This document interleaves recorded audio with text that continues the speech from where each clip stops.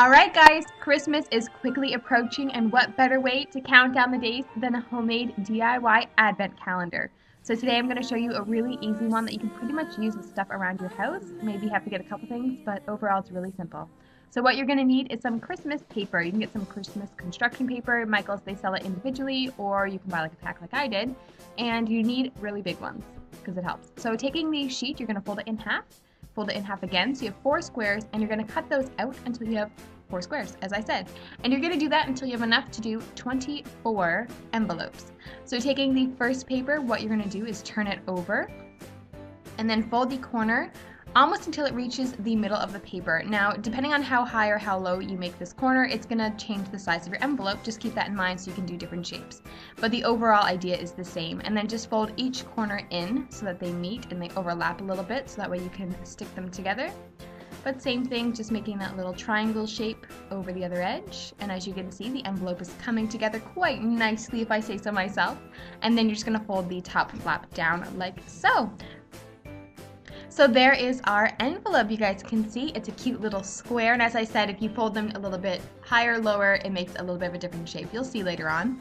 So then I just went ahead and taped down both of the flaps. If you're going to be sticking something in that's a little bit bigger, I'll show you later on, you might want to put a little bit more tape. But for the most part, I really only needed 2 pieces, and you can see it creates an envelope with a nice pocket.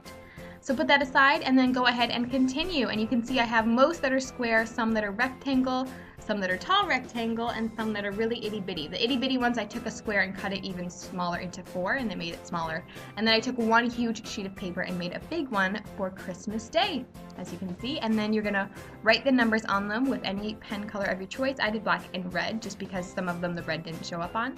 So I'm just gonna number them 1 to 24. So there's 1.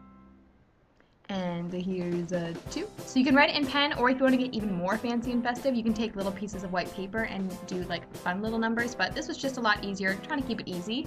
And for the Christmas one, I wrote Merry Christmas. I did the Christmas one larger so that way you could put a nice little big message or big picture or something inside. So for inside, for a handful of them, I put different things like I'll cook you a dinner, or let's make a gingerbread house, date night, random acts of kindness, free foot massage, Christmas wrapping party. So for stuff like this, you want to make sure it coincides with the date of what you're putting it into. So a gingerbread house you would want to make at the beginning of December, so that's why I put it on the 2nd. Whereas something like a little present, it doesn't really matter what day you put it on. So a cute idea would be to do like a lip balm. This is a really cute idea if you want to do it with like your sisters, or if you have a roommate, or even your husband. You guys can do little presents and kind of swap days. Someone has even and someone has odd. Gift cards are a great idea. It can be something large, or it can be something small, like a $5 gift card to McDonald's. And then chocolates are always a good idea. So you can kind of fill them with whatever you want, which is a really cool idea. And then once you've taped down the envelope, what you're going to do is take your ribbon and then just put it in the center of your envelope and tape it down as well.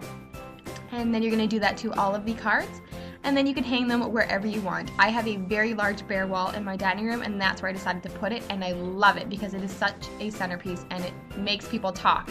And you can say, hey, I made my own DIY advent calendar. So if you don't have a space that is this large, obviously you can put them all closer together, and the ribbons don't have to be as long. You can make them shorter, and that way they fill up just a small area of the wall, or even the back of a door is a really good idea. So here's my advent calendar. You can see I did 1 to 25 because of Christmas, and I just love it so much. It's so easy and very affordable because basically you can put whatever you want inside. So I hope you guys enjoyed this, and if you do it, make sure you tweet me a picture at Mrs. Lovers Lanes on Twitter, and I'll see you in my next video. Bye guys. Merry Christmas.